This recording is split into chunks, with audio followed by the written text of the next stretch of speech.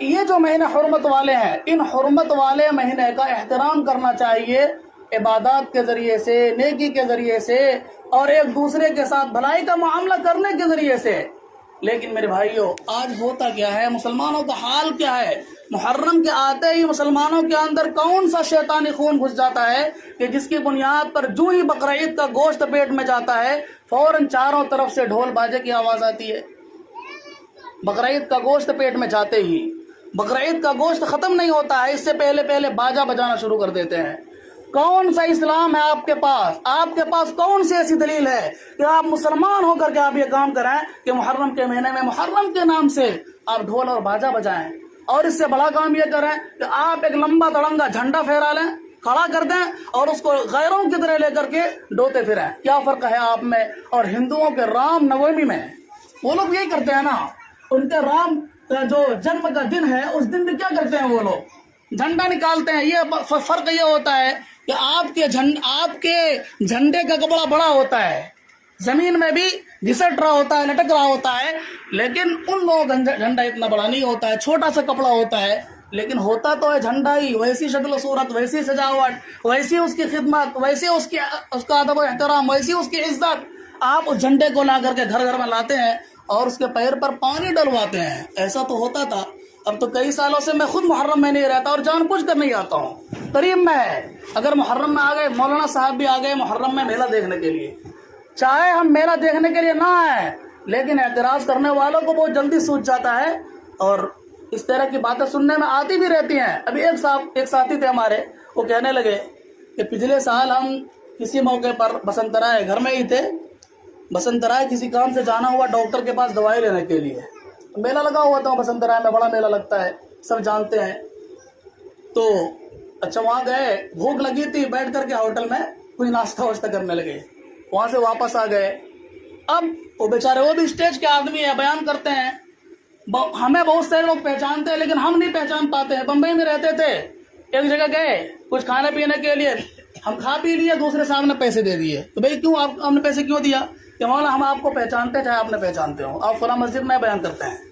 تو اس طرح ہوتا ہے۔ تو بیچارے کیا کیا، اس بھائی صاحب نے دیکھا اور جا کر کے گھر والوں سے کانٹیکٹ کیا کہ آپ کے مفتی صاحب تو میلہ میں گھومتے ہیں، میلہ میں جا کر کے کھانا کھا رہے تھے، ایسا۔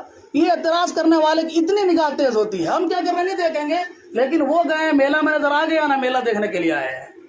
اسی لیے کہتے ہیں تہمت کی جگہوں سے بچا کرو۔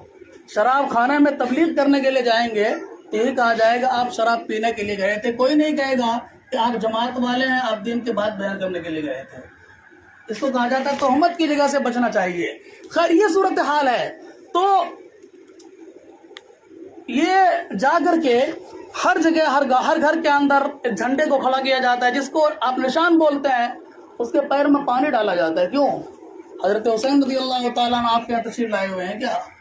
جنت میں جو جگہ ان کو ملی ہوئی ہے، جنت کی جو آب و ہوا ان کو ملی ہوئی ہے، وہ جگہ ان کو اچھی نہیں لگتی۔ آپ کے گھر میں، پٹے خرانے گھر میں، گلی میں، کیچڑ میں، نالے کے پانی سونگھنے کے لیے آپ کے دروازے پر آئیں گے۔ ذرا سوچنے کی چیز ہے، یہ بات بہت تلخ ہے، اور مجھے معلوم ہے کہ بہت سے پرانوں کو دل پر بہت زور کی چوٹ لگے گی، لیکن مجھے اس سے کوئی پرواہ نہیں ہے کس کو چوٹ لگتی ہے کس کو نہیں لگتی ہے۔ آپ یہ بتائیے کہ یہ طریقہ اسلام کے اندر کہاں سے ثابت ہے؟ آپ کوئی دلیل بتا سکتے ہیں؟ قرآن سے بتا سکتے ہیں، حدیث سے بتا سکتے ہیں، صحابہ کرام میں سے کسی صحابی کے عمل سے بتا سکتے ہیں، کسی تابعی کے عمل سے بتا سکتے ہیں؟ اس کا رواج ہی ہوا ہے سن 351 ہجری کے اندر، بغداد کے اندر۔ یہ کہاں پڑتا ہے؟ کربلا کا میدان کہاں ہے؟ عراق میں ہے۔ وہی کوفہ میں نا، عراق میں پڑتا ہے وہ۔ بغداد میں کہاں ہے؟ وہیں پر ہے۔ تو وہاں کا بادشاہ تھا معز الدولہ، اس شخص نے سن 351 ہجری کے اندر باضابطہ تعزیہ بنوایا، اور ہر سال 10 محرم الحرام کو ماتم منانے والا دن قرار دیا کہ آج کے دن چونکہ نواسہ رسول حضرت حسین رضی اللہ تعالیٰ، ہم امام حسین نہیں کہیں گے، امام حسین، امام کا نام لگانا حضرت حسین رضی اللہ تعالیٰ عنہ کے نام کے آگے یہ شیعوں کا لگایا ہوا نام ہے، یاد رکھیے۔ امام کا مطلب شیعوں کے نزدیک ہے کہ جو ہر طرح کی غلطی سے، گناہوں سے پاک صاف ہو، जिस तरह नबी पाक साफ होता है, कोई गुनाह का तसव्वुर नहीं किया जा सकता नबी से, इसी तरह का अकीदा होता है, बिल्कुल नबी के बराबर वो इमाम को दर्जा देते हैं। अगरचे हम लोग इस तरह का दर्जा नहीं देते। इमाम का मतलब हम लोग एक बड़े आदमी को मान ले, बड़ा आदमी है, रहनुमा है, हमारा रहबर है, कायद है, उसको इमाम कह देते हैं। हमारे इमाम साहब हैं का मतलब ठीक है, हमारे दीनी रहनुमा है ये। इसी तरह इमाम साहब या लफ्ज़ इमाम को हम हर एक के साथ जोड़ते हैं। हमारा अकीदा अगरचे ये नहीं होता है कि वो नबियों की तरह मासूम है, लेकिन बहरहाल चूँकि शिया लोग इसी मतलब और मफहूम के साथ लफ्ज़ इमाम को इस्तेमाल करते हैं, हम भी अगर इमाम बोलेंगे तो वो कहेंगे ठीक है, ये देवबंदी भी शिया बन गए हैं, वो भी हमारी तरह इमाम मानते हैं इनको। खैर, बहरहाल हज़रत हुसैन रज़ी अल्लाह ताला अन्हु, जिस तरह हम दीगर सहाबा किराम के साथ हज़रत हुसैन, हज़रत अबू बकर सिद्दीक़, हज़रत उमर, हज़रत फलां लगाते हैं, इसी तरह हम बोलेंगे हज़रत हुसैन रज़ी अल्लाह ताला अन्हु। तो हज़रत हुसैन रज़ी अल्लाह ताला अन्हु को चूँकि उस दिन शहीद किया गया है 10 मुहर्रम हराम को, वाक़अतन जितनी मजम्मत की जाए शहीद करने वालों की, उन जालिमों की जिन्होंने हज़रत हुसैन रज़ी अल्लाह ताला अन्हु को शहीद किया था, उतनी कम है। लेकिन शहीद किए जाने का मतलब ये नहीं है कि हम उनके गम में रोएंगे, अपने गिरेबान को चाक करेंगे, काला लिबास पहनेंगे और चाकू और छुरी के जरिए से अपने सीने को फाड़ेंगे। इसकी तालीम हमें इस्लाम ने नहीं दी है। इस्लाम ने तो इन सब चीज़ों पर सख्ती से पाबंदी लगाई है। लैसा मिन्ना मन ज़रबल खुदूद व शक्कल जुयूब व दआ बिदावल जाहिलिया। ए लोगों, हमारा उससे कोई ताल्लुक नहीं है जो सीने को पीटता है, जो गिरेबान को चाक करता है, जो नोहाखानी करता है, हमारा ऐसे लोगों से कोई ताल्लुक नहीं है। नबी पाक अलैहिस्सलातु वस्सलाम साफ तौर पर ऐसे लोगों से बरात का ऐलान कर रहे हैं, इजहार कर रहे हैं अलहदगी का, जुदाईगी का। लेकिन हमारा और आपका हाल ये है कि हम अगरचे नवाखानी नहीं करते, मुसलमान नवाखानी नहीं करता, सीना चाक नहीं करता और इस तरह के वाविला नहीं करता, शोर पुकार नहीं करता, लेकिन कुछ अमल में तो शरीक है। कुछ गांव में ताजिया उठाते हैं और उसी से मिलता जुलता निशान झंडा खड़ा करते हैं हज़रत हुसैन रज़ी अल्लाह ताला अन्हु की शहादत की याद में। और अजीब व गरीब, चलिए ठीक है, आपके अंदर इतनी हमीयत है, गैरत है कि नवासे रसूल हज़रत हुसैन रज़ी अल्लाह ताला अन्हु को शहीद किया गया, तो आप उस गम को याद करने के लिए करते हैं। चलिए इस हद तक हम मान लेते हैं, ठीक है, ठीक है, नहीं हम मान लेते हैं किसी तरह, चलिए ठीक है, इतना हद तक करें आप। लेकिन ढोल बाजा बजाना ये कहाँ से जायज़ है? आपके बाप का इंतकाल घर में हो जाए, आपके भाई का इंतकाल घर में हो जाए, आपके बेटे का इंतकाल घर में हो जाए, आप ढोल बाजा लाएंगे बाहर से और खुशी मनाएंगे, नाचेंगे, गाएंगे? एक अदना सा इंसान, मुसलमान बहुत दूर की बात है, तो अदना सा इंसान जो सोच सही, जिसका दिमाग काम करता हो, जिसकी अकल ठीक हो, वो इन सब चीज़ों को नहीं कर सकता है। तो हम और आप हज़रत हुसैन रज़ी अल्लाह ताला अन्हु की शहादत वाले दिन में ये सब काम क्यों करते हैं? ये काम तो मुसलमानों का नहीं है, ये शियाओं का दिया हुआ है। हिंदुस्तान, वो तो बगदाद के अंदर बताया कि सन 351 हिजरी में शुरू हुआ है। हिंदुस्तान के अंदर सबसे पहले एक बादशाह गुजरा है, तैमूर लंग। तैमूर लंग मशहूर मारूफ नाम है, अगरचे रहने वाला तुर्की का था, लेकिन मसलक के एतबार से, मजहब के एतबार से वो शिया था। उस शख्स ने सबसे पहले हिंदुस्तान के अंदर सन 801 हिजरी के अंदर ये ताजिया और निशान वाला सिलसिला शुरू किया है। कब? सन 801 हिजरी के अंदर। इससे पहले 800 साल तक कुछ भी नहीं हुआ। कहीं पर इस्लाम के अंदर ये सब चीज़ें नहीं थी, मुसलमान ये सब काम नहीं किया करते थे। लेकिन जैसे ही शियाओं ने इस काम को हिंदुस्तान के अंदर शुरू किया है, उसको देखा देखी सारे अहले सुन्नत वल जमात के जो मुसलमान हैं, उन्होंने भी एक काम करना शुरू कर दिया है। भाई हम अहले सुन्नत वल जमात इसीलिए कहलाते हैं कि हम हुजूर अलैहिस्सलातु वस्सलाम की सुन्नत पर अमल करते हैं और सहाबा किराम के तरीके पर चलते हैं। अहले सुन्नत वल जमात नाम ही दिया गया है मा अना अलैहि व अस्हाबी से। हुजूर ने फरमाया था कि मेरी बनी इसराइल के अंदर 72 फिरके हुए और मेरी उम्मत उन बनी इसराइल से एक कदम आगे जाएगी और मेरी उम्मत 73 फिरकों में बटेगी। फरमाया कुल्लुहुम फिन्नार, ये सारे के सारे लोग जहन्नम के अंदर जाएंगे इल्ला वाहिदा। हाँ, एक जमात इनमें से, इन 73 में से एक जमात ऐसी होगी जो जन्नत के अंदर जाएगी, वो जहन्नम से बच जाएगी। सहाबा किराम ने पूछा मन ही या रसूल अल्लाह, अल्लाह के रसूल, एक जमात जिसके आपने जन्नत में जाने की खुशखबरी सुनाई है, वो कौन लोग होंगे?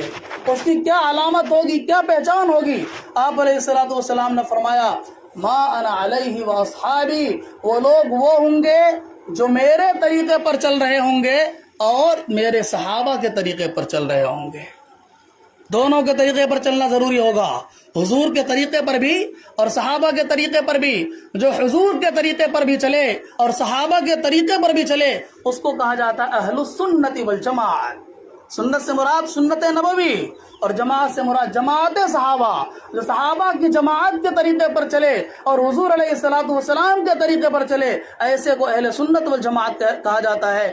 ہم اور آپ اہل سنت والجماعت ہیں، ہمارا نام اہل سنت والجماعت ہے. ہم اپنے آپ کو جنت کا مستحق سمجھتے ہیں اور اس خوش فہمی کے اندر مبتلا ہے کہ ہم جنت کے اندر جائیں گے، لیکن اور یقیناً بلا شبہ جائیں گے.